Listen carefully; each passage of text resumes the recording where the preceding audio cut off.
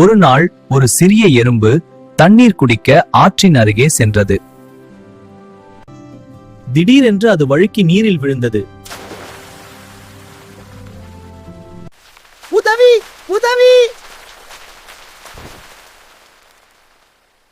அருகில் இருந்த ஒரு புறா அதை பார்த்தது.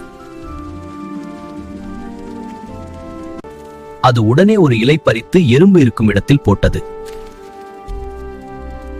எறும்பு அந்த இலையின் மீது ஏறி கரைக்கு வந்தது. நன்றி புறா, உதவி செய்வது மகிழ்ச்சி அளிக்கிறது. அது புறாவுக்கு நன்றி கூறியது. சில நாட்கள் கழித்து ஒரு வேட்டைக்காரன் புறாவை பிடிக்க முயன்றான். அதை பார்த்த எறும்பு அவன் காலில் கடித்தது.